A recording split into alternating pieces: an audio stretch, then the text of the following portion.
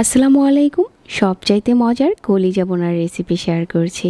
রান্না করার পর কলিজা শক্ত হয়ে যাবে না, খেতেও হবে অনেক বেশি সফট। যারা সহজে কলিজা রান্না করতে পছন্দ করেন তাদের কাছে আজকের রেসিপিও ভালো লাগবে।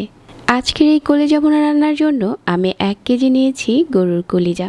কলিজাগুলো এখন একটু বড় করে কাটা আছে। তারপর চুলায় একটা পাত্রে পর্যাপ্ত পরিমাণের পানি ফুটিয়ে নিয়ে হাফ চা চামচ হলুদের গুঁড়া দিয়ে দিলাম।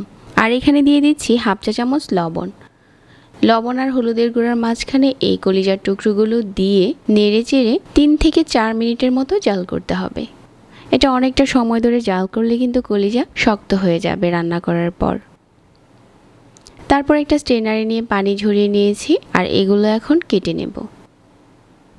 আমি এই কলিজার টুকরোগুলো যতটা সম্ভব ছোট ছোট করে কাটছি, তাহলে রান্নাটা যেরকম তাড়াতাড়ি করা যায় খেতেও ভালো লাগে।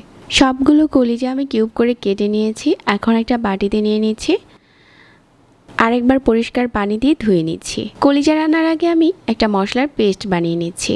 1 টেবিল চামচ মরিচের গুঁড়া, 1 টেবিল চামচ দিয়ে নিচ্ছি ধনিয়ার গুঁড়া, আর এখানে 1.5 চা চামচ দিয়ে দিচ্ছি ভাজা জিরার গুঁড়া, আর হাফ চা চামচ হলুদের গুঁড়া। তারপর অল্প একটু পানির সাথে নেড়ে চেড়ে এই গুঁড়া মশলাটা গুলিয়ে নিচ্ছি, তাহলে কলিজা বোনাতে একটা বাটা মশলার স্বাদ আসবে।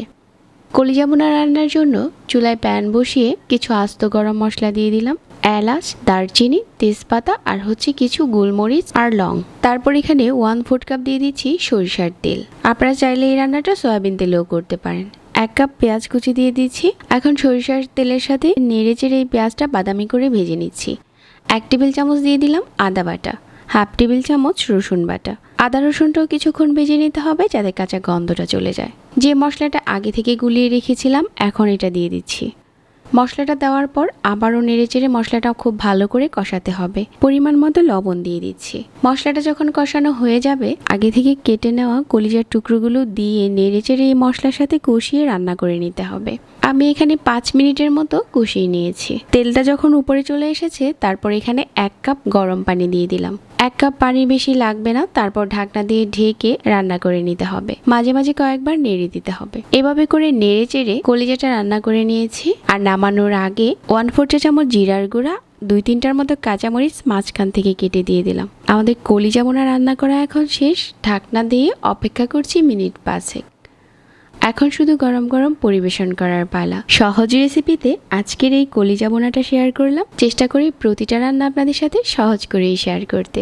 রেসিপিগুলো ভালো লাগলে আমাদের পেজ ফলো করতে পারেন আর চ্যানেল সাবস্ক্রাইব করে রাখতে পারেন। সবাই অনেক ভালো থাকবেন। আজকে এখানেই বিদায় নিচ্ছি। আল্লাহ হাফেজ।